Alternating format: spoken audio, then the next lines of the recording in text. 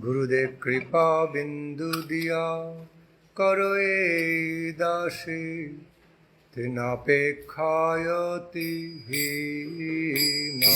Gurudev Kripa Bindu Diya karo e dasi tinapekhayati hina.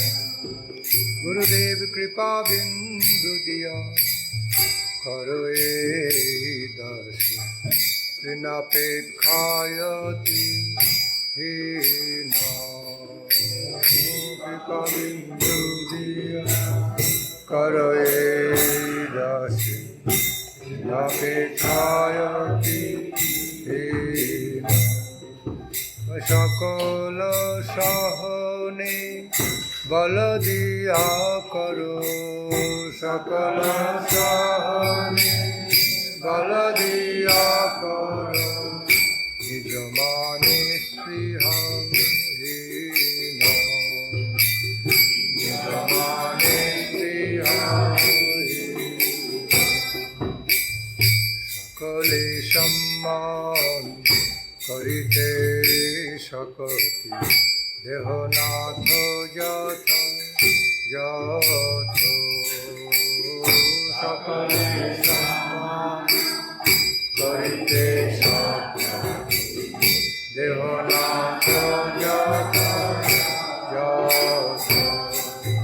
আমি তবে তো গাইব হরি নাম সুখে, তবে তো গাইব হরি নাম সুখে।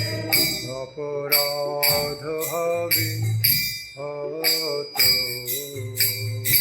অপরাধ হবে হত। কবি হেন কৃপা লভিয়া এ জন, কৃতার্থ হইবে নাথ। কবি হেন কৃপা লভিয়া এ জন, কৃতার্থ হইবে নাথ। কবি হেন কৃপা লভিয়া এ জন, কৃতার্থ হইবে নাথ। কবি হেন কৃপা লভিয়া এ জন, কৃতার্থ হইবে নাথ। শক্তি বুদ্ধি আমি অতি দিন, শক্তি বুদ্ধি আমি অতি দিন। করো মোরে আত্ম সাত, করো মোরে আত্ম সাত, করো মোরে আত্ম সাত, করো মোরে আত্ম সাত। জগতা বিচারে কিছু নাহি পারি, তোমার করুণা সার। জগতা বিচারে কিছু নাহি পারি, তোমার করুণা সার। তোমার করুণা না হইলে কাঁদিয়া কাঁদিয়া, করুণা না হইলে কাঁদিয়া কাঁদিয়া, প্রাণ না রাখিব আর, প্রাণ না রাখিব আর। তোমার করুণা না হইলে কাঁদিয়া কাঁদিয়া, করুণা না হইলে কাঁদিয়া কাঁদিয়া, প্রাণ না রাখিব আর,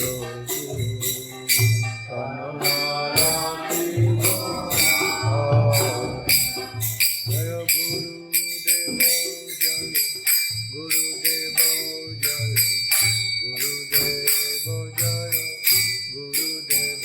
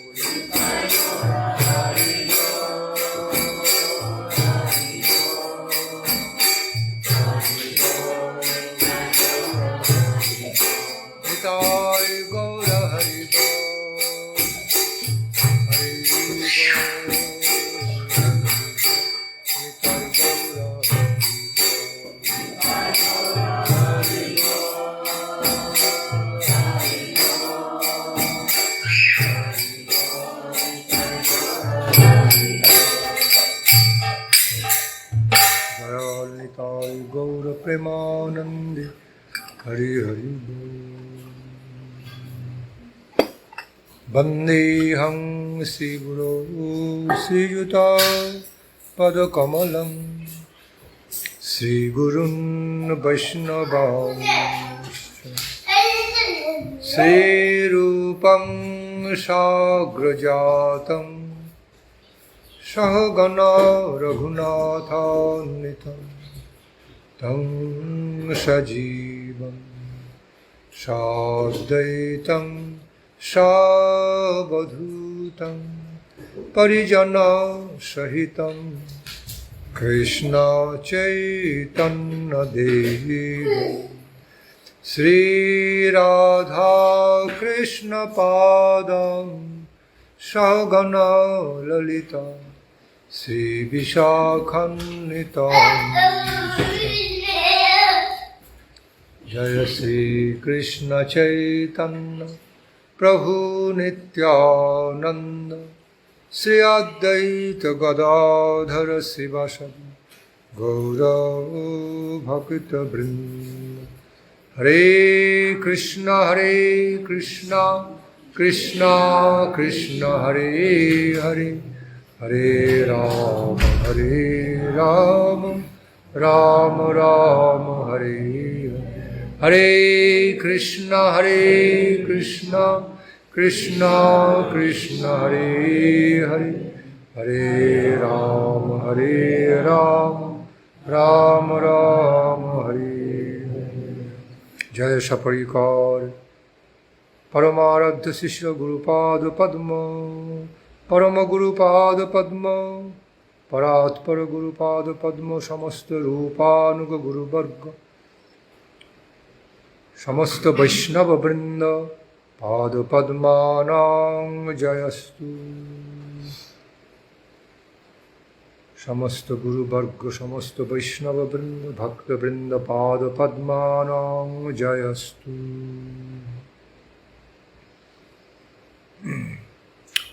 So, as per the sweet wish of Srimad Bhakti Alok Tapasvi Maharaj, I started giving illumination on this beautiful song, on this one of the most important songs, Gurudev Kripa Bindu Diya. So, I could explain halfway due to time crisis. Till now, almost halfway explained, half still remain. So I'm starting from that line. Tabe to gaiba hari nama sukhi aparadha habihato. So, up to the line previous to this, just before this, already explained. So, starting giving my illumination with this line today. Tabe to gaibo harinama sukhe aparadho habe hoto.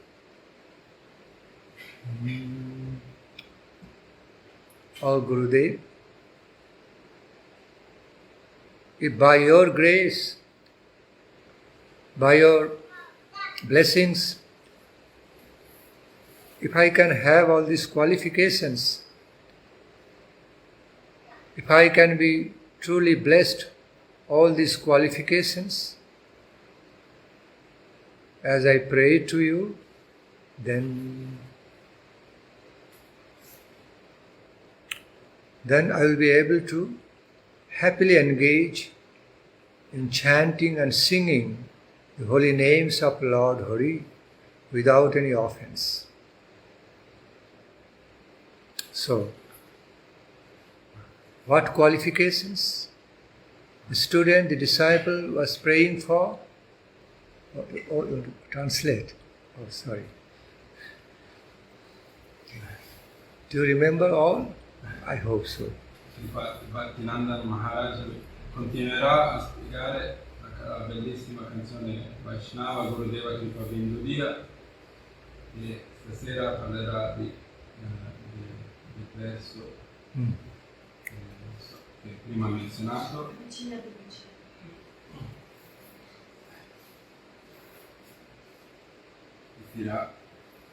Chiede a Gurudeva di dargli le benedizioni in modo che di ottenere la qualifica per cantare il Santo Nome. Senza offesa. So,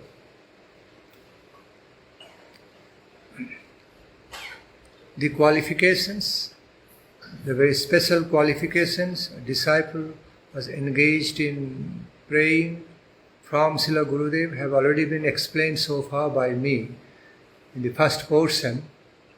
So, again, the disciple is sincerely praying to Gurudev, if I could have all these qualifications by your mercy, then I will be truly able to be happily engaged in singing the glories,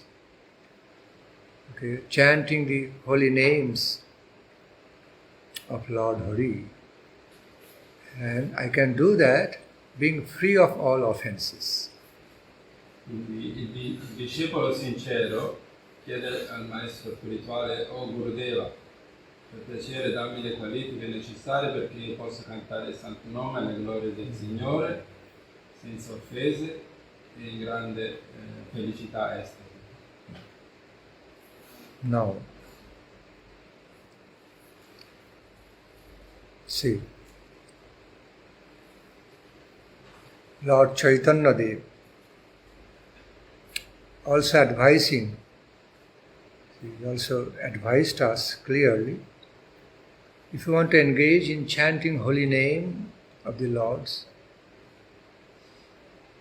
then you need to have a Vaishnava humility, need to be having these qualifications such as all humbleness. It's a loving humbleness, not any forced humbleness, and with the feelings of some loving humility. Loving humility again in relation to the Supreme Lord, the divine couple Mahaprabhu, and their associates and devotees, Sri Guru Pada Padma. Also giving while engaging in giving all due respects to each and everyone as befitting to all of them, then I will be able to be chanting the holy names of the Lord peacefully, happily, and without offense. Il Signore Sri Chaitanya Mahaprabhu ha dato le istruzioni per cui il devoto può cantare il Santo Nome e bisogna essere umili e avere un'attenzione amorevole e umile verso il Signore Supremo, verso gli altri devoti, e in questo modo si può cantare il Santo Nome in modo felice e senza offese. But meaning also, if I do not have all those qualifications, pre-qualifications or qualifications to be engaging in chanting holy names of the Lord, then I cannot be so peaceful and happy, and I cannot do that, meaning I cannot do that chanting without offense. Some offense will be there. How? Going to explain. Però un significato importante anche che se non abbiamo le qualifiche necessarie, come possiamo cantare il Santo Nome senza offese? Adesso Maharaj ce lo spiegherà. We know, during the time of giving first Harinama initiation, normally Sri Gurudev explains to the newly initiated disciple about the 10 kinds of offenses against holy name. Okay. Durante l'iniziazione Harina, la prima iniziazione, il maestro spirituale spiega al discepolo le 10 offese da evitare durante il canto del Santo Nome. So what happens when a disciple who is intending to be chanting holy names of Lord doesn't have qualities like natural humbleness, humility, giving proper respects to Sri Gurudev, to other sadhus, other Vaishnava acharyas, and also other devotees, also giving due respects as befitting, as deserved to all the human beings, then what happens?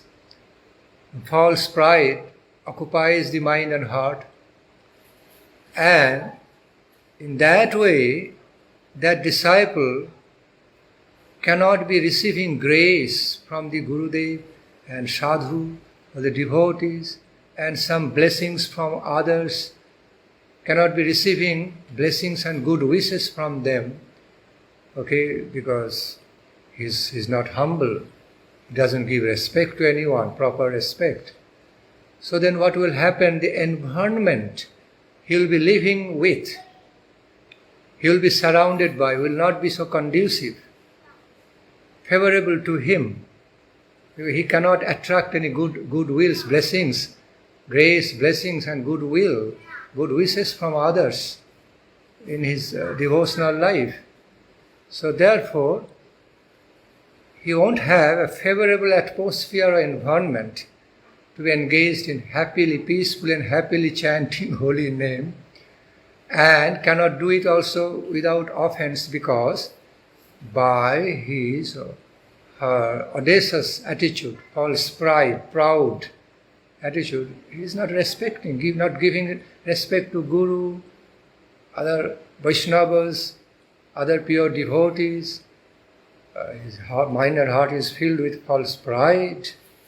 So, how can he do the chanting without offenses to the holy name? Because two of the 10 kinds of the offenses against holy names are not giving respect, not respecting Sri Gurudev and sadhus, considering Sri Guru in the ordinary way, and also considering sadhus just ordinary way, and not giving due respects to them is directly one of the offenses to the holy name, because holy name and the Sri Gurudev and sadhus are so well connected, inseparably related with each other.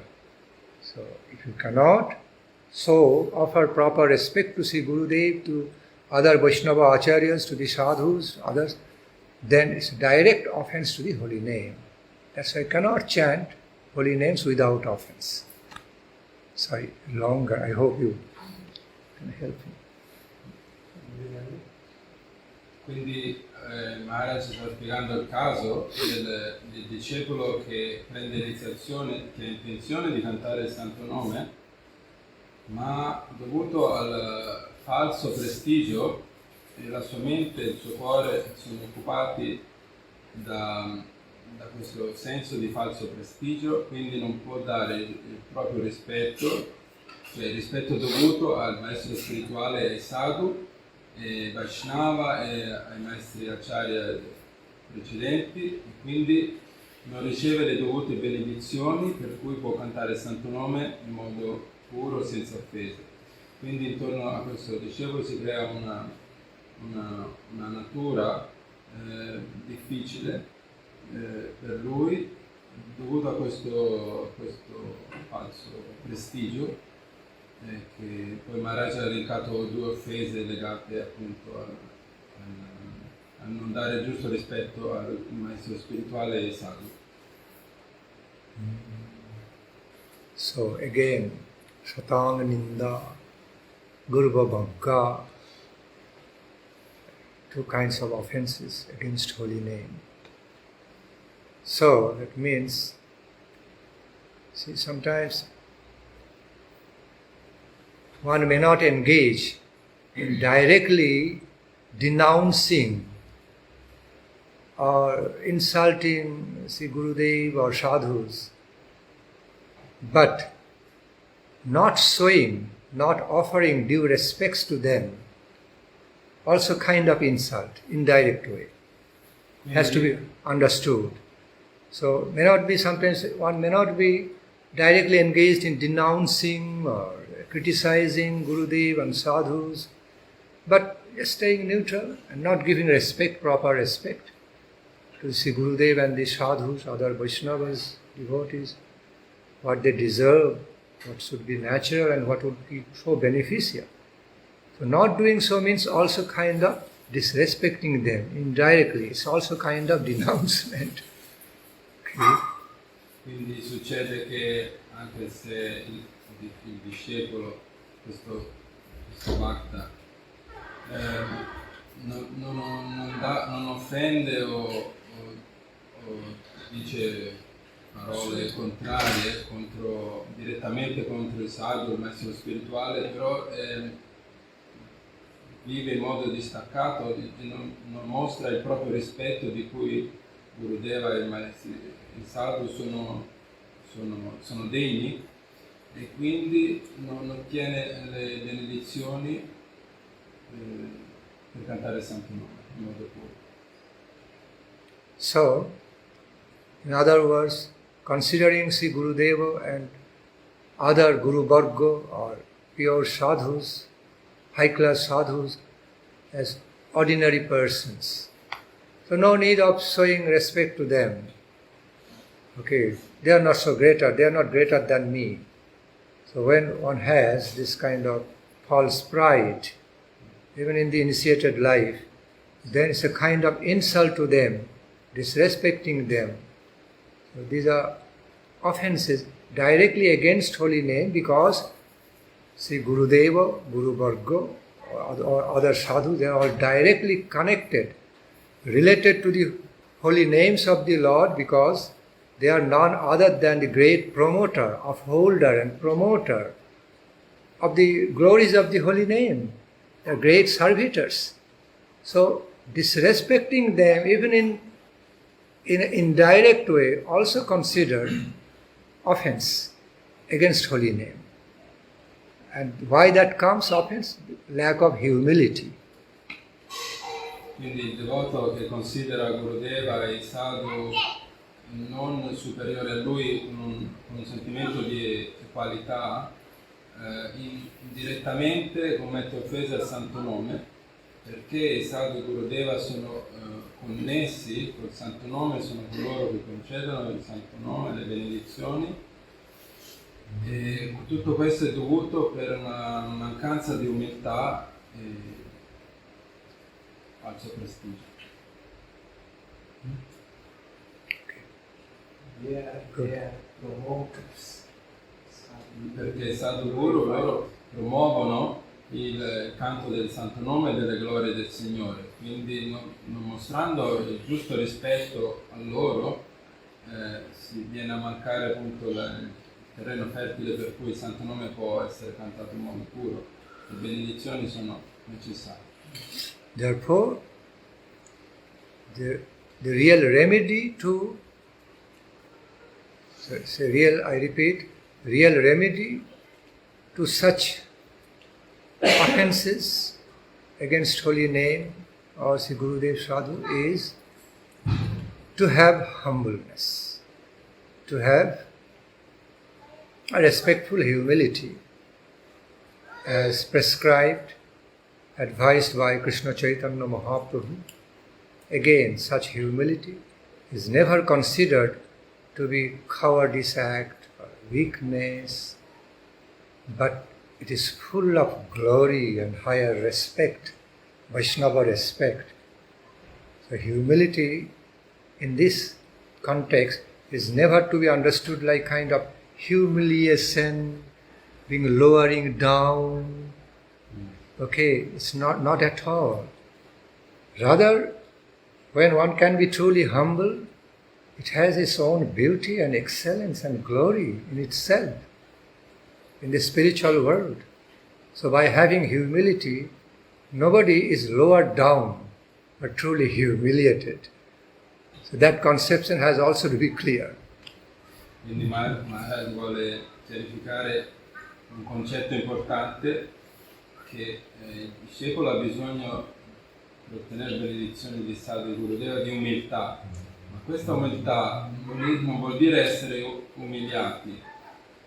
Questo concetto è differente, perché nel mondo materiale umiltà si pensa di essere umiliati, ma nel mondo spirituale umiltà vuol dire essere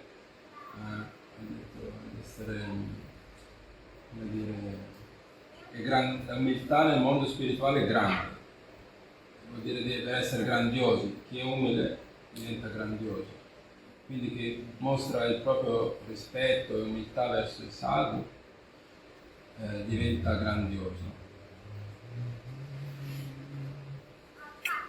See, in another way, holy humility is found in holy, tender spiritual love, love divine. In other words, one of the characteristics, I repeat, one of the holy characteristics of love divine, love with devotion, is humility, which represents tender lovingness. Tender lovingness. And that tender lovingness has got so much power in it. Okay. Quindi una caratteristica dell'amore divino è l'umiltà, e questa umiltà è soffice e tender, loving invece. Tender, loving nature. Una natura soffice e amorevole. Questa è la caratteristica dell'umiltà nella devozione. It's like that. Sometimes our Guru Maharaj, Sometimes our Guru Maharaj gave some very nice example. A world lord, world general, came back to his own residence after winning the war. Okay. Very strong, powerful. But while meeting the family, came back to the house, being with his wife and children. There was a small child. So, as soon as he saw his father, small child, as soon as he saw his father, came running to him and just took his finger, took him by hand, father, and started pulling. So in whatever direction a small boy or small girl is pulling the father was just following. Okay? Following like very submissive person. Like a very submissive person. And that small boy was controlling his father. Okay, just pulling by one of his finger. And father was just following everywhere. And sometimes also playing with the father. So father was so conquered, heart was so conquered with the power of love. But that father was none other than war general. General. He won the war. But now after coming to the house, being helplessly controlled by his small boy, small girl, whatever way they are wanting the father to play with him, doing it. Power of love. On the plane of the perfection, the power of love is not just the power of tender love, tender power. Actually it's very forceful. Like power of Krishna's flute song. Apparently it's a sound vibration, very sweet melodious sound vibration. But that was actually pulling and attracting not only the hearts of the Brajagopis, but also attracting river water, winds, okay, Mother Earth, okay, cows, even the inner things are getting alive by coming in connection with the flute song of Krishna. It so happens in the spiritual world also. So power of love, although it looks like tender, very, very powerful. no less than physical power and force. Maharaj racconta una storia che ha raccontato il suo Gurudeva. C'è un generale che torna dalla battaglia, dalla guerra, che ha vinto la guerra, arriva a casa e c'è il suo figlio e sua figlia che lo prendono per il dito mignolo e lo trascinano amorevolmente e lo fanno giocare. Quindi, perché questo generale ha la forza del guerriero, si fa trasportare dall'amore del suo figlio. Quindi Maharaj ci sta dicendo come è forte, come è potente l'amore, anche se è così soffice ma è così potente. E poi è spiegato che nel mondo spirituale Krishna, quando suona il flauto, lui non solo quando suona il flauto in un modo così amorevole, non solo attrae le gopi, le mucche, attrae il vento, la terra, così anche dà la vita anche agli esseri inanimati. E questo è l'esempio che nel mondo spirituale l'amore è la cosa più importante, è così potente. So here again, coming back to the point, here the kind and quality of humility being described through this song has to be understood in a transcendental sense, a transcendental conception, not in an ordinary way like the way we say, oh, he has been humiliated. Such a humiliation for him. We use this term in negative connotation, but it's not at all that. It has to be understood divine sense, positive connotation. It's a loveful humility, not any forced humility. Not that one is forcefully humiliated, but it's a humility coming from natural loving dedication, respectful, loving dedication. All right? And such humility is characterized by loving dedication, respectfully loving dedication, has got divine power, gracious power in it. Okay? So, it means total pridelessness, totally false pridelessness. It also means, O Lord, O Gurudeva, O Guru Varga, O the Vaishnavas, I am so destitute. Please help me. Not that, look, I am so big, I have got so much. Then they won't get anything. Oh, you have already got, so you don't need to have anything, any higher wealth. Oh, so then nothing comes. No higher spiritual achievement comes in the life when one thinks, I am big, I have got everything, very proud. I say, okay, you don't need. Lord says, Guru Varga says, you don't need anything. You have already got so much. So they become so much deprived.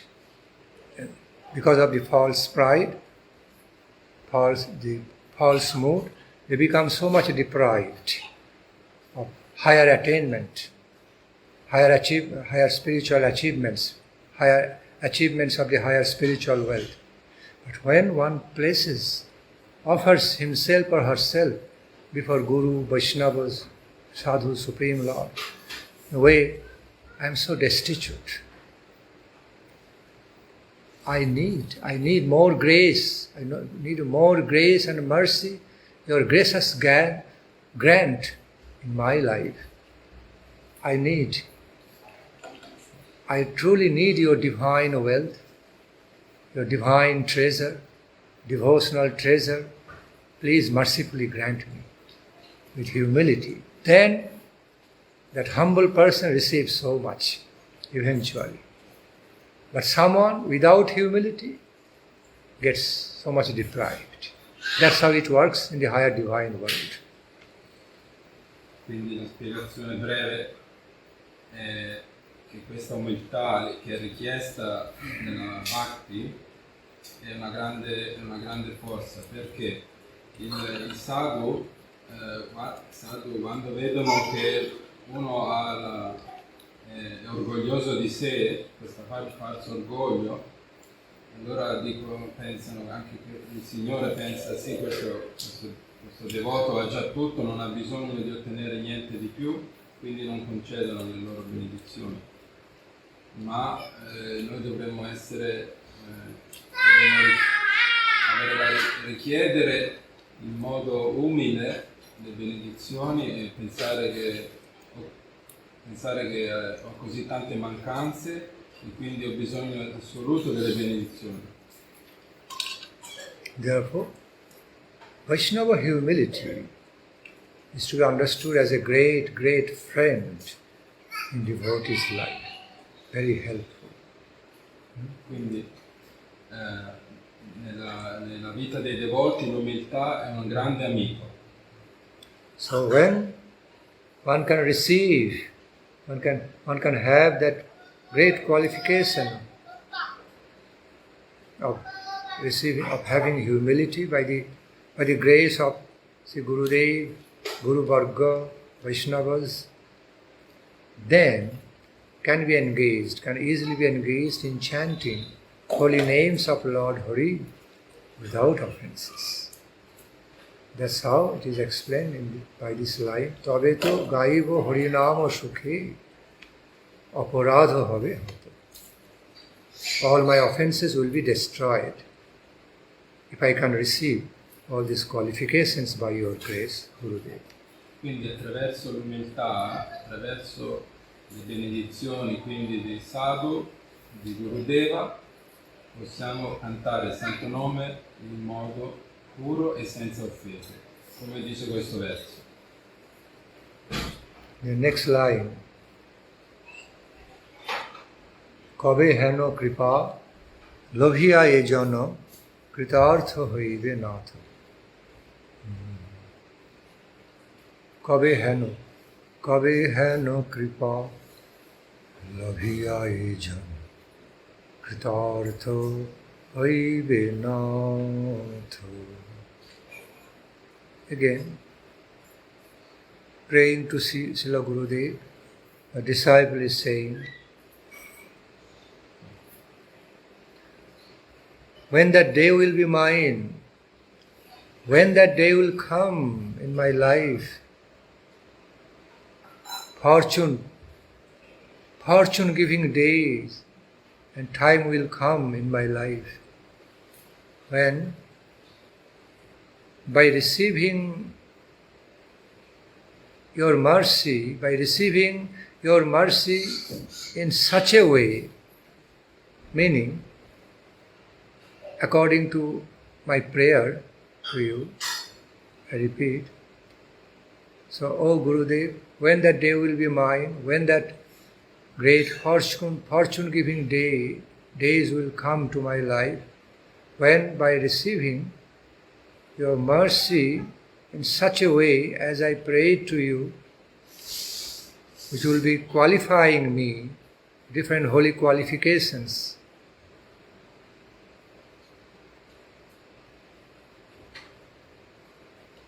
I will become fulfilled. Okay.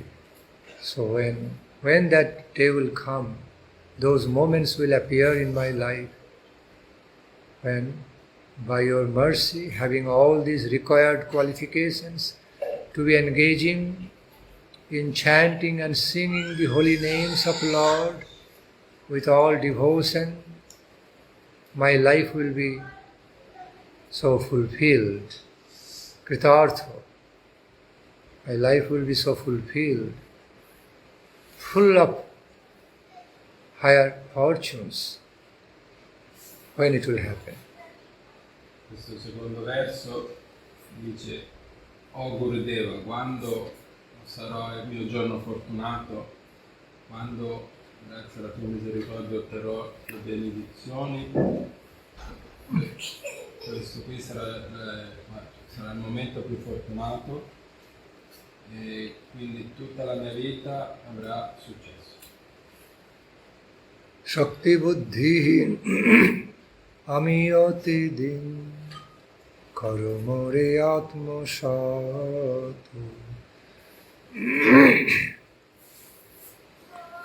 Ami Shakti Buddhihin, Ami Oti Din, Karo More Atma Sato. You know. Please know about this loving servitor of yourself, Sri Gurudev, that I am devoid of true potency. I am lacking in true spiritual potency, also higher spiritual intelligence. So, please be absorbing my heart and soul within you into your service, and through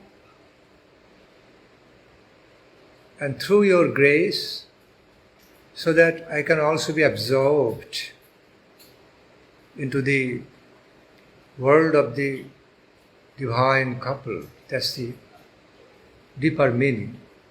So, Shakti Buddhihin, Ami Oti Din, Karo More Atma Sato. Quindi questo verso dice: O Gurudeva, sono privo di ogni forza, di ogni potenza e di intelligenza superiore per comprendere i concetti spirituali, quindi concedimi le tue benedizioni, in questo modo potrò condurre la mia vita spirituale. Il significato profondo è servire la coppia divina. In other words, O Srila Gurudeva, please be absorbing my heart and soul in your shelter, in your loving service to the Supreme Lord. Please be owning me. Please be lovingly owning me, owning my heart and soul, okay, in relation to your service and your love services to the divine couple and Mahaprabhu.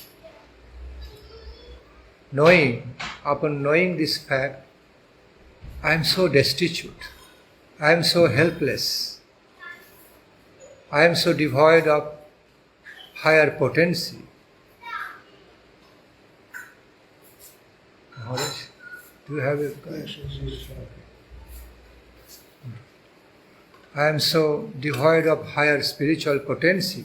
So please be kind, gracious on me by blessing me with some higher spiritual power, potency, also owning me, dearly owning me, lovingly owning me into your shelter, into the world of your loving service to divine couple and Mahaprabhu. Quindi dice: Gurudeva, con le tue benedizioni, con le tue dolci benedizioni, fai in modo che questo tuo discepolo destituto, come dire, miserabile, possa ottenere una coscienza superiore per comprendere i concetti spirituali e la potenza, la forza di owning. Owning means property. Yes, you become his property. Praticamente dice che il discepolo chiede di diventare proprietà del maestro spirituale, il discepolo chiede di diventare proprietà del Gurudeva. In questo modo può impegnarsi nell'adorazione della coppia divina. È una proprietà, come dire, soffice, una proprietà dolce. È difficile tradurre, ma... so. Also meaning that please bless me with that holy potency, higher potency and intelligence, okay, to be absorbed. Being absorbed in your shelter, while being absorbed by you, while my heart and soul, everything is owned by you, in relation to your loving service to the divine couple and Mahaprabhu. It's the meaning. Atmasat. Atmasata, quindi Gurudeva, fai in modo che io possa essere di tua proprietà nel servizio alla coppia divina e Mahaprabhu. Sì, Atmasata vuol dire concedere se stessi nel servizio di Gurudeva. Yoggata bichare kichu nahi bhai, tomaro karuna sharo. Next line. When I go to look into my qualifications, I don't find any. Disciples say, "Oh Gurudev." Also ultimately, such song is being directed to not only one Mahanta Guru, also to the Guru Varga. One's own Mahanta Guru as well as other Guru Varga, of which my Gurudev is a part of. Okay. So it's a prayer addressing to Guru and Guru Tattva, Sadguru Tattva. Jaggata bichare kichu nahi bhai, tomaro karuna saro. When I go to look into about my spiritual qualifications, to serve you, to serve Supreme Lord, I don't find any befitting qualifications, proper qualifications in me. I am only depending on your mercy, on your gracious contributions in my life to make me qualified. Quindi Maharaj dice che questa canzone non solo si riferisce al proprio maestro spirituale, ma si riferisce al Guru Tattva e anche agli altri maestri spirituali, alla Guru Parampara. E Yogata Vichari Kichunai vuol dire che quando esamino me stesso non trovo nessuna qualifica per il servizio e quindi la benedizione del maestro spirituale per introdurre il discepolo nel servizio è necessaria. Not only to one another guru, but to all. Quindi abbiamo qua il Prabhu spiega, non è solo per il Mahanta Guru,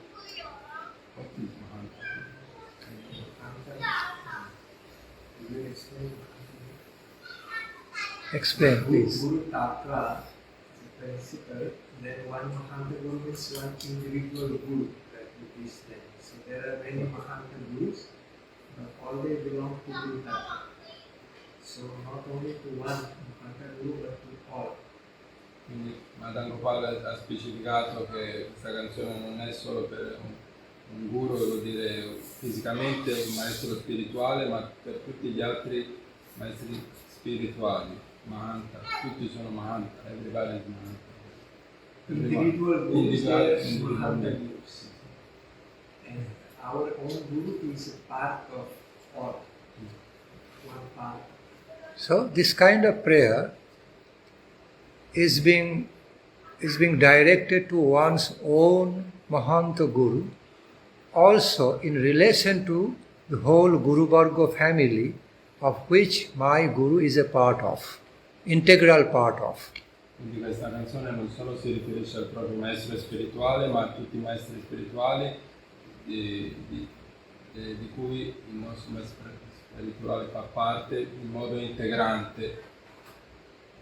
So, it is a prayer offered to my Gurudev and through my Gurudev also to all the Guru Varga, the whole family of the Guru Varga, of which my Gurudev is an integral part of, representing, great representative now, okay, meant for me in my life in particular, but understand, whole Guru Varga family. Quindi questa preghiera non è solo rivolta al proprio maestro spirituale, ma a tutti i maestri spirituali della Guru Varga, di cui il nostro maestro spirituale fa parte, e quindi si rivolge a tutta la famiglia del maestro spirituale. And my Gurudev is a representative of that the world of the Guru Varga in that way.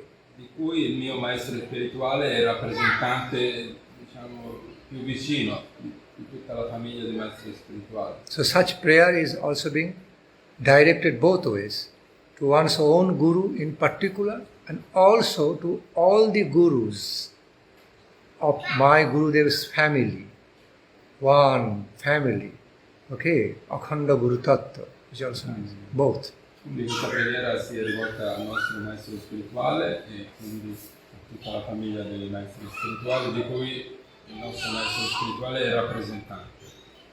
And it also relates to one's own Diksha Guru as well as Bhajana Shiksha Guru. No common type of Shiksha Guru, but Bhajana Shiksha Guru. So both Quindi questa relates preghiera è to. rivolta sia al Diksha Guru e sia al Bhajana Shiksha Guru, non al Shiksha Guru ordinario, ma al Shiksha Guru che insegna il Bhajana. Then last line, Karuna na hoile kadiya kadiya prano na rakhiba. In the last line, the disciple, it's a disciple prayer and disciple's acknowledgement. How to say? The disciples explaining to Sri Gurudev, to the Guru Tattva, if you do not have grace on me, if you don't have mercy upon me, I just feel like living my life, giving up my life with hopeless crying and crying in hopelessness. If my Gurudev doesn't become merciful on me, okay, doesn't take care of me, doesn't lovingly shelter me, okay, own me in his world of love services, devotional services to divine couple, then I just simply feel like living my life, thinking, feeling, what's the use? What's the real use of keeping this kind of life? I just want to give up. It's a poetic way of saying. Not exactly not trying to commit suicide, but it's a very poetic way of praying to Gurudev to attract his or her grace and, grace and mercy, merciful attention. Quindi il discepolo analizza la propria situazione e in questa preghiera dice che se prega il maestro spirituale che se non gli concede la sua misericordia non lo rende come suo servitore, lui non solo piangerà ma dovrà abbandonare la propria vita e in un modo poetico di commettere suicidio, non è un vero suicidio ma in modo così implora il maestro spirituale di concedergli la sua grazia.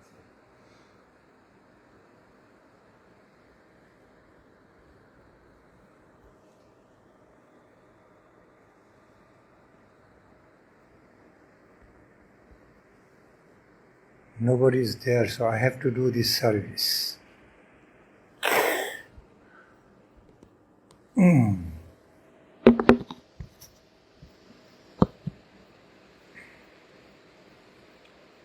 So, now my explanation or illumination is relatively complete.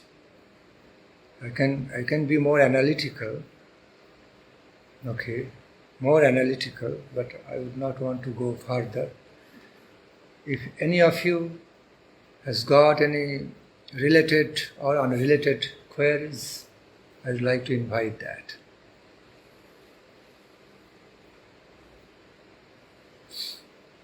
Is it true that if we don't receive mercy, grace from Gurudev, then we have to suffer, means cry in this world for the issues of this world?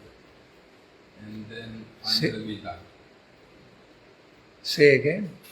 If a disciple, if I don't receive the mercy and the grace of Gurudev, then I will have to cry in this world, means suffer, and then finally I will die.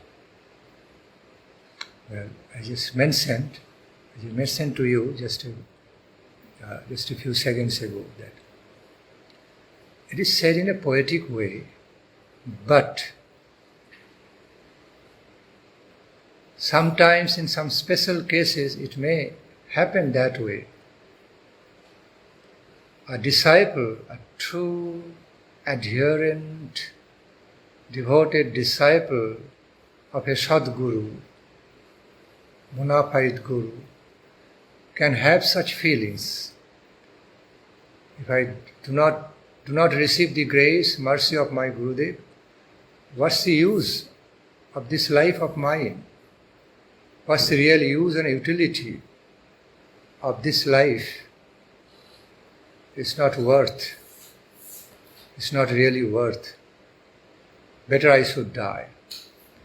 Can have such feelings. A disciple may have such feelings like that. But we have to understand, it's not committing suicide. Even it happens like he actually dies, if it happens like sometimes, that for some reason or other, for having a strong taste, faced with a very, very heavy taste, he or she didn't receive the mercy, grace or mercy from Guru. Then he feels like dying, but that dying is dying to live. It's not real death. It's a test, it's a play, heavy test, passing through elite commando's test.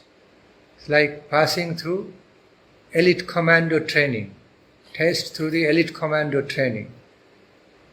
Okay, so it has to be understood that way. It's dying to live, not really dying to die. I think he meant, like in the song Ero Argero, like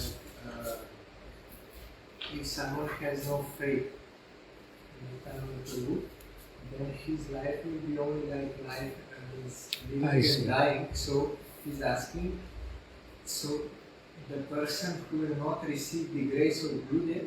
Please loud, should be recorded here, loud. Please. Yes. I was intending it that way. I think he meant in this way, if some person does not receive the grace of bona fide Guru, it means definitely he will have to suffer this material existence because he is unable to liberate himself without the grace of Guru. So without the grace of Guru, he will have to suffer and ultimately he will also have to die, give up this body, because he will be in material existence. Like similar mood as Heno avatare ja roti na janmilo, Lochan bole sei papi, elo argelo. Means he will such simple. Understand. So this line, okay, that's the way you meant. Yes. Now I am answering to this in a different way, from a different perspective, okay? Yes. Alright. So, it's not really said in these lines, it's not really meant in this line in such a heavy way, okay? But sometimes certain things, certain ways of expressions are made in some devotional songs more poetically, to be poetically understood, in a more poetic way to present its intensity, intense feeling. But it doesn't literally mean like that. Okay? So number one, you have to understand, all have to understand something in that way, poetic way. Number one. Now, number two, in this regard, it cannot be, it is not, except for very offensive type of, dangerous situation, very offensively or heavily offensive situations in the life of a disciple, in which a disciple has been engaged in greatly offending Sri Gurudev or Vaishnava Acharyas. He committed a great offense. Even that disciple doesn't receive the direct grace and mercy from Sri Guru, but not disgrace. It's a neutral position between not receiving and not receiving, but not receiving any disgrace from Sri Gurudev, bona fide Gurudev. Then he doesn't have to die, or doesn't have to suffer, doesn't deserve that. Okay? So it's a mood of the prayer to mean intensity to attract the mercy and grace from Sri Gurudev. I am dying without this. To make the intensity doesn't necessarily mean that disciple will have to die, suffer and ultimately die, give up his life if he or she doesn't receive the grace and mercy from Sri Gurudev. You can be waiting. I was not for a disciple or any like any jiva. I was in general way. It's not meant for jiva. The song is between guru and disciple. Other ordinary jivas cannot come into this. So it has to be explained, understood in the context of guru-disciple. He was asking in a unrelated to this. Unrelated. I was taking related way. Unrelated. Okay. Like any jiva will not receive grace of bona fide. I see. So what to speak more of other jivas, even if a disciple, a bona fide disciple of a bona fide guru, doesn't always receive the grace and mercy from Sri Gurudev, still can be waiting in hope of receiving it, but should not be disappointed. There is no question of suffering or dying because he could not receive the grace and mercy from Sri Gurudev. Okay? So it is that, clear. Okay? Because Sri Gurudev in relation to disciple cannot be causing any harm, any suffering, but to speak more of giving up his life. Okay, so Gurudev is so caring. He has got so much loving care as a loving guardian. So any action from his part, not giving mercy, not giving grace, cannot cause any suffering in the life of disciples. It's impossible. Now relating the same point, unrelated way, unrelated to this song, we just apply to any jivas. When some jivas, conditioned jivas come in contact with some Gurudeva or some Vaishnava Acharya or any Vaishnava, devotee, and ultimately doesn't receive grace and mercy, whether they, for that reason, due to the lack of not receiving, lack of the qualification of not receiving any grace or mercy from Sri Guru or Vaishnavas, whether any suffering will come in his life or he has to die. No. The answer is no. Because Sri Gurudeva, whether Sri Gurudeva and other sadhus and Vaishnava acharyas, they are all ultimately compassionate. They are very compassionately caring, not only in relation to their disciples, but also in relation to even other common jivas, jiva souls, knowing that they are also part of the creation of Krishna, although they are living conditioned life. So, but they are always pure well-wishers. All the Guru Varga, Sadhus, Vaishnavas, all pure well-wishers of all the jivas. So, it cannot be like that because they could not receive the grace, could not get the grace and mercy of Sri Guru or Vaishnavas. They have to suffer or they have to die at some point. It's not that. They will be staying more in a neutral state between no receiving and some hope of receiving in future. It's not yet over. Okay? Yes. Process is not over. Hope should not be over to be receiving Gurus and Vaishnavas' mercy. It can happen in future. But now at the present state is between a hope of receiving and not receiving, or a state is that they did not receive anything, but they did not get any curse. They did not receive any curse, from Guru or Vaishnava due to heavy offenses. So in that case, they don't have to suffer.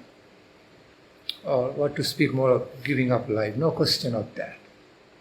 Only in exceptional cases, where they commit heavy offenses, heavily insulting to Sri Guru and Vaishnavas, even though Guru Vaishnavas can be still kind to them out of their well-wishing, but Supreme Lord doesn't forgive.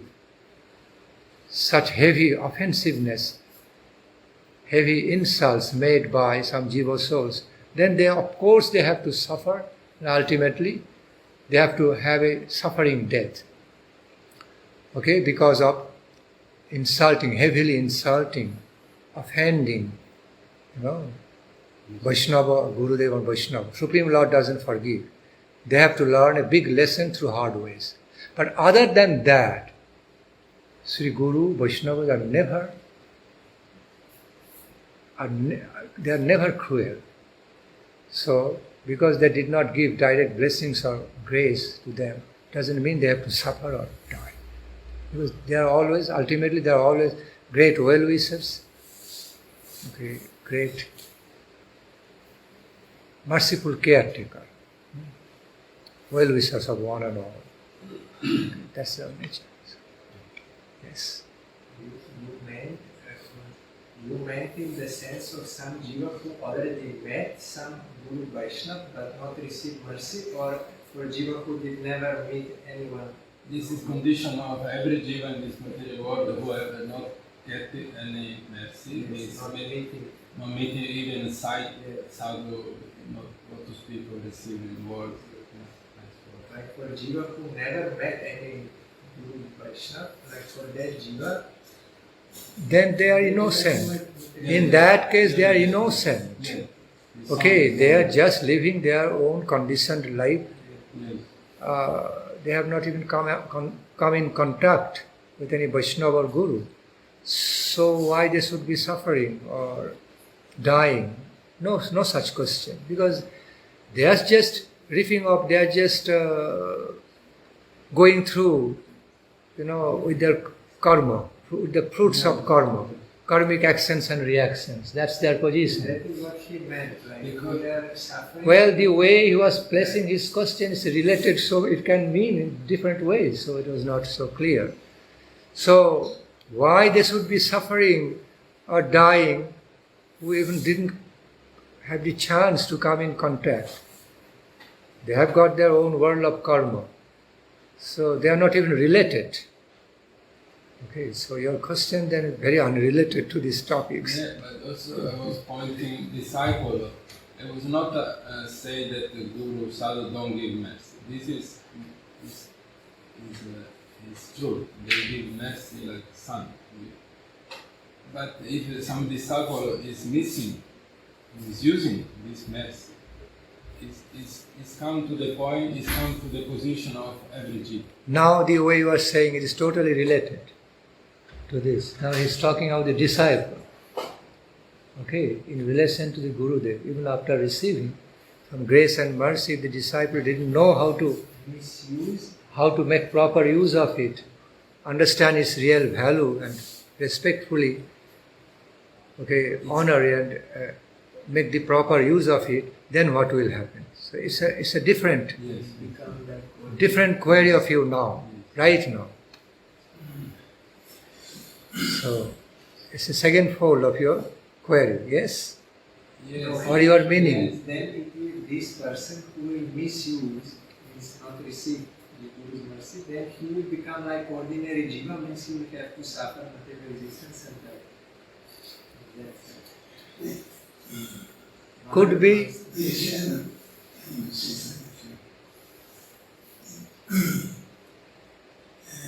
Connecting with this expression of humility of the disciple, and he's crying, and he feels that he does not get mercy because he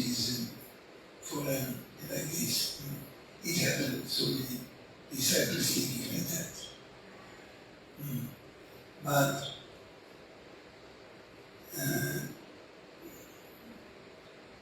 Guru automatically, spiritual master is satisfied with such attitude of the disciple.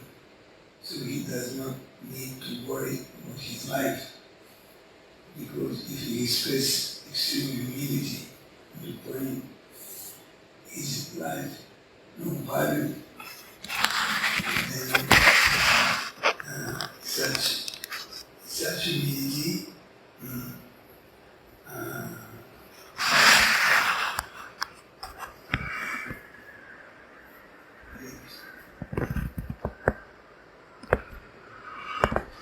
the heart of the Guru is soft toward his disciple, especially if he expresses such a humility. So he does not need to worry should he live or live his life, because he express such humility, sincere humility, automatically spiritual master is satisfied with him, although he thinks it is not qualified. Yes, Gurudev will be ultimately satisfied and gracious. Yes. Cannot but give grace and mercy. Yes. Yeah, that's the way it works, natural way. Yes, so the disciple don't need to worry that he should live the life like as you explained. This is something. Yes. But sometimes it may be some heavy test. Yes. Gurudev may be testing a disciple in a particular way. Okay. Acting like not giving grace. Making him or her wait and wait for giving some elite commando-like training to test the quality of dedication in exceptional cases, I mean. Yes. In exceptional cases, not in normal. Even if it happens like that, but still, ultimately that kind of test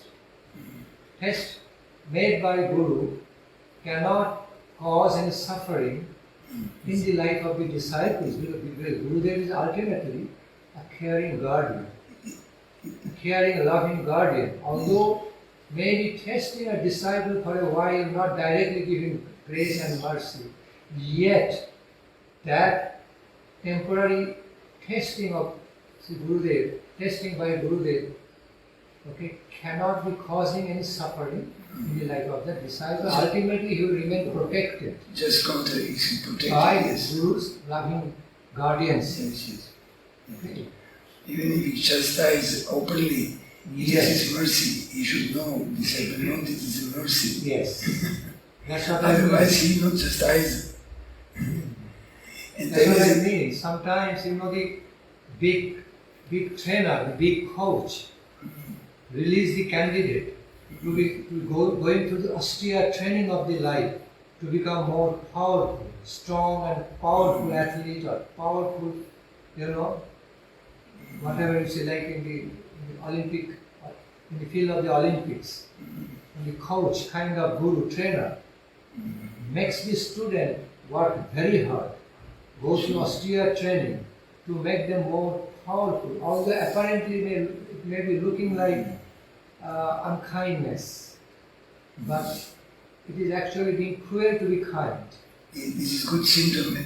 Being cruel to be kind ultimately. Yes. So sometimes, in some cases, Gurudev also be, testing disciple or put a disciple through elite commando-like training, okay, to make him more powerful, okay, more powerful and strong and can hold some test, looking like Gurudev is not giving grace, not so merciful, okay, and so, but Gurudev is training in that, some chastising, but still, ultimately disciple must have to understand whether it's chastisement or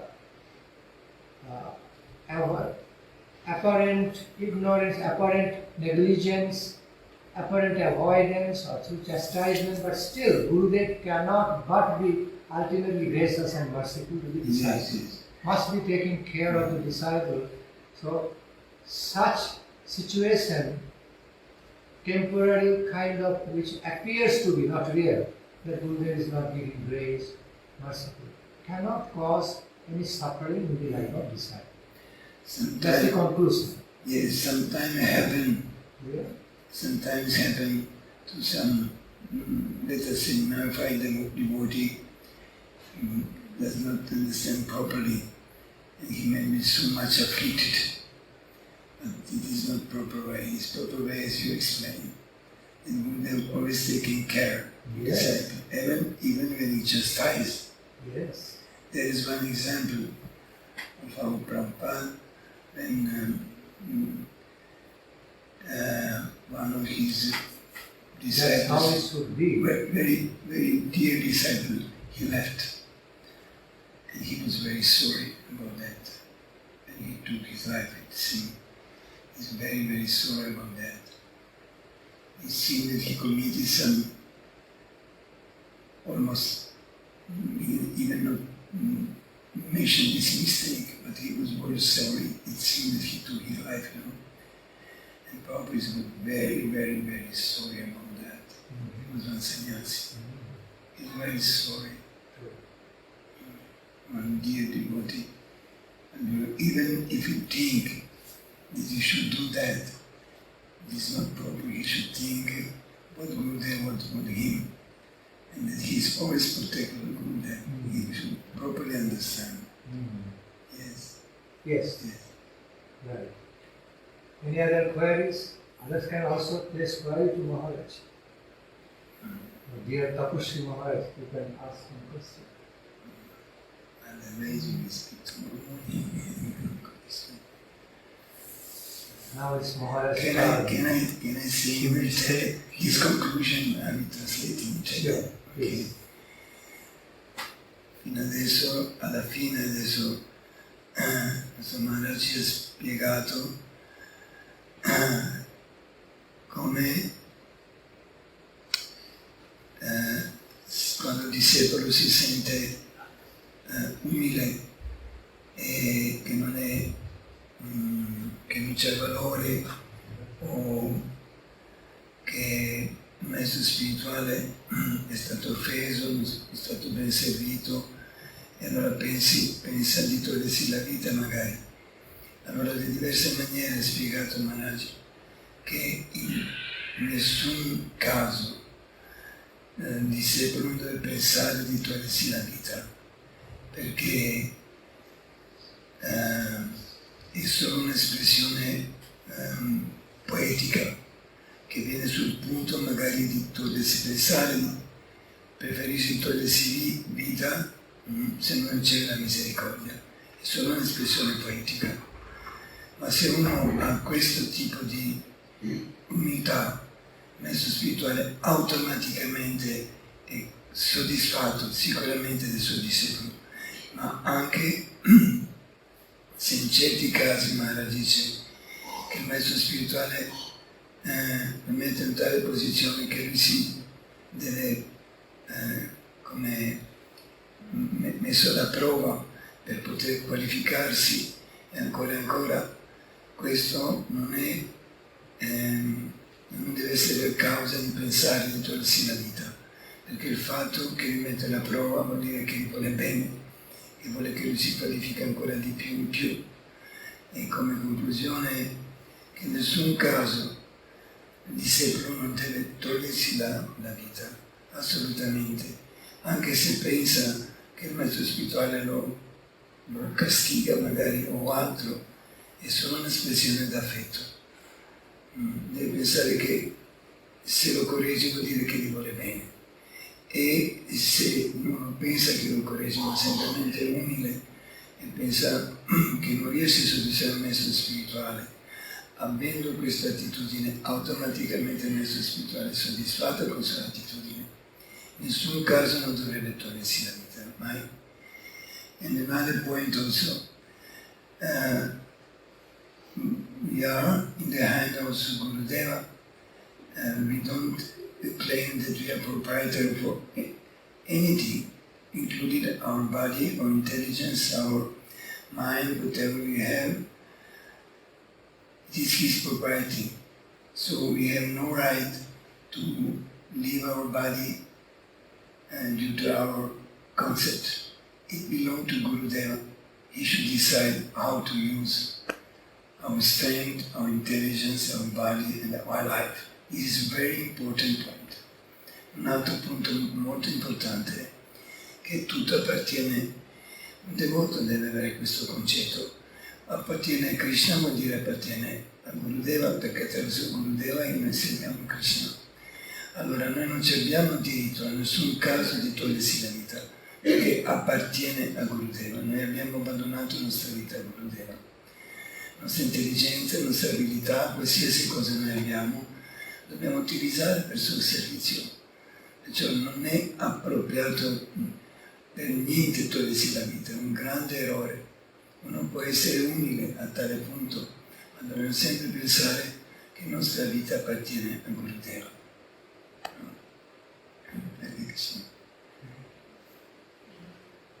Chanting. Yes, Hare Krishna. Thank you. Madam Gopal, please. Posso fare una domanda? Sì, Quali sono i sintomi che un discepolo ha ottenuto dalla misericordia di Gurudeva? what is the symptom that Gurudeva got the mercy, that the disciple got the mercy from Gurudeva? What is the symptoms that we can know that we got the mercy from Gurudeva? Per tomorrow, Maharaj, per tomorrow. All right. Okay. One of the symptoms is also he chastised him. Uno dei sintomi è quando lo riprende. È sicuro 100%. This is 100% sure. But Precisely answering to your question is that, well, first of all, Gurudev knows about it, whether he is giving mercy to his disciple or not. Oh, again. So, again, answering to your question precisely, you have to ask Gurudev whether he is giving his grace and mercy to that disciple, number one. Number two, Gurudev knows it well when he is giving grace, mercy to the disciple. That way you can have double confirmation. And also at the same time, when you receive grace and mercy from Gurudev, you can feel it. You can directly feel it in your life through happiness and satisfaction. So it's a reciprocative truth. You know, it's a living thing. Represents some living feelings. When Gurudev gives grace and mercy to a disciple, Gurudev knows, also disciple knows about it, self-evidently. Because Gurudev also feels so much graciousness and mercy to their disciple. Similar way, disciple also feels about that Gurudev gave mercy to him or her. I received it, and I feel so happy, blissful with that. So it becomes self-evident from being confirmed from both sides. Okay? Both sides. So as a result, so much satisfaction, happiness appears on the part of Gurudev by giving, on the part of disciple by receiving. It happens both ways, relational. Gurudev is so happy, satisfied by giving his grace and mercy to a disciple. Also disciple is so happy to be receiving that alive feelings will be there, exchanged between Guru and disciple. It will be confirmed from both sides. Self-evident. All right? Through. this is idle example, but in case of the disciple to feel that always. Sorry, say again? This is idle example. Ideal example. Yes, but it's perfect. But in some cases, the disciples don't feel always such feeling. Well, Doesn't mean that Gurudev doesn't it can be either way. It can be either way, because Gurudev is not giving grace, mercy to disciple, therefore disciple is not feeling. Or Gurudev is giving, extending mercy in a disguised way, not making the disciple to feel about, so Gurudev also has got responsibility, the part, not always on the part of disciple. On the other hand, see, Gurudev is giving grace, some mercy, but a disciple has not been yet qualified to understand about it, to relate to it. So therefore it is being given, but disciple is not yet qualified to feel into it, to reciprocate to that, to understand it clearly. So therefore, it seems like to the disciple is not feeling anything, although it's being given to her. But ultimately, it's the mutual responsibilities, mutual responsibilities of Sri Guru and disciple to solve such problem. If disciple's eyes are not open yet, it's also Guru's duty to lovingly help disciple to get his eyes open, to lovingly open disciple's eyes, so that what Guru is trying to show, disciple can also see that. Okay. Also, it is also the part of the responsibility, it is also a direct responsibility on the part of disciple to be reciprocative, respectfully reciprocative, responding to Sri Gurudev with loving devotion, so that what truth Gurudev is trying to show, disciples should open eyes and see that truth. Okay? Also, Gurudev should help that disciple to open her eyes to see the truth, what he is trying to show. So it should be both ways. It should be taken care of in a reciprocative way. In other words, it's a mutual responsibility of Guru and his disciple in a reciprocative relational way, that what Gurudev is giving, also making the disciple realize that I am giving you. You relate to it. Is Gurudev's responsibility also there? Also the responsibility on the part of disciple to accept that, to relate to it, what being given by Sri Gurudev to that disciple, what he is or she is receiving from Sri Gurudev, to recognize it, to understand it, to relate to it, not staying numb to it like paralyzed way. Yes. Not staying numb to it, but be waking up, trying to be waking up, to recognize that, yes, Gurudev has given to me. I could not realize, I could not relate to it, I could not realize so far because of my numbness. Okay? But again, that numbness should also be helped by Sri Gurudev. Okay? So it's a mutual responsibility, okay, on the part of Guru disciple, okay, to solve this, if it happens. If there is any problem in this way about understanding, it's a mutual responsibility to solve the problem.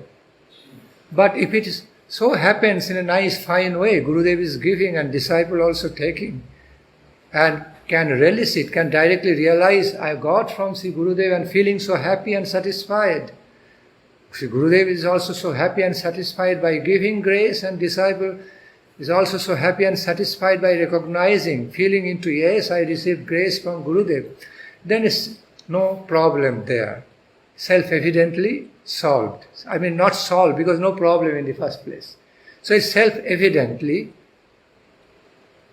established fact. It becomes a self-evident thing, reality, relished by Gurudev and disciple. Okay?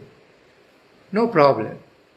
But in case of any problem, okay, of any kind of some problems of misunderstanding or some barriers, wall between Guru and disciple, so that cannot really understand each other, cannot recognize each other, cannot directly realize about each other what is happening. Okay, so it is the mutual responsibilities of Guru and disciples to be reciprocating to each other and at some point make it transparent. Okay, at some point they should both feel in a live way their relationship and their sharing and caring nature, loving sharing and caring nature. Guru will be doing it from Guru's stand, disciple also will be doing from disciple's stand. Gurudev will be more gracious and merciful, okay, and disciples should be more serving, with more serving attitude. Serving temperament will be more humble. That's the way it will be working. But it should be basically that finally that of lovingly sharing and caring relations between Guru and disciples cannot be one-sided. It doesn't work one-sided way. That's the holistic way of viewing the truth. Okay? Yes. Clear? Okay. All right then. So after all, I answered your question. Another class. Hare Krishna, Hare Krishna, Krishna Krishna, Hare Hare, Hare Rama,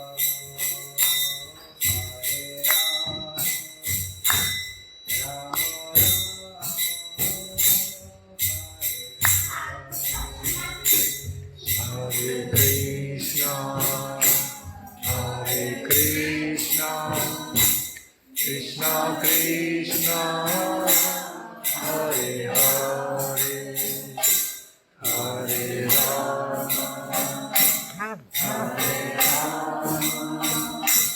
Rama Rama, Hare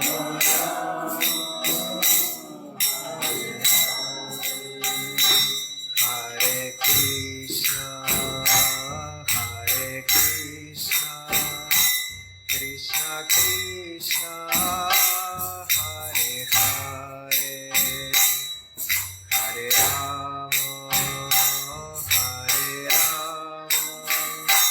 Rama, Rama Rama, Hare Hare, Hare Krishna, Hare Krishna, Krishna Krishna, Hare Hare Krishna, Hare Krishna, Krishna Krishna, Hare Hare, Hare Rama, Hare Rama, Rama Rama,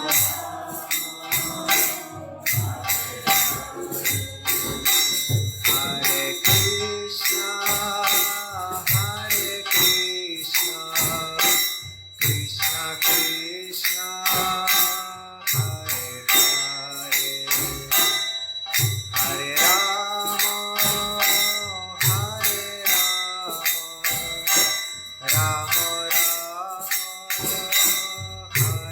Rama Rama, Hare Hare,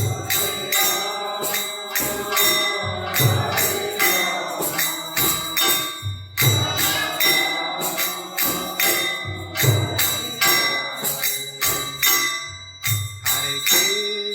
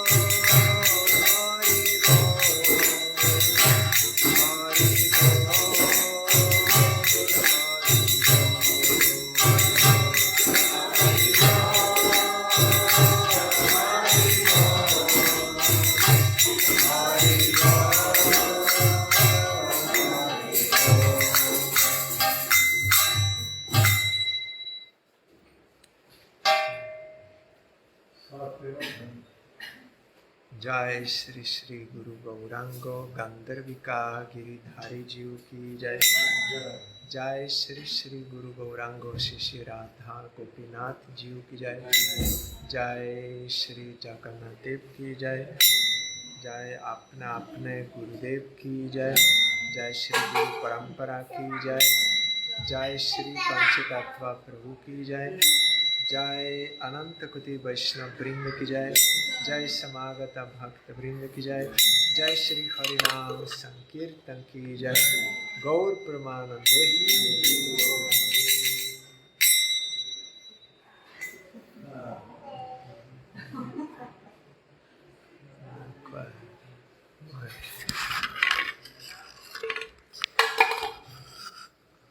How to stop it, Maharaj?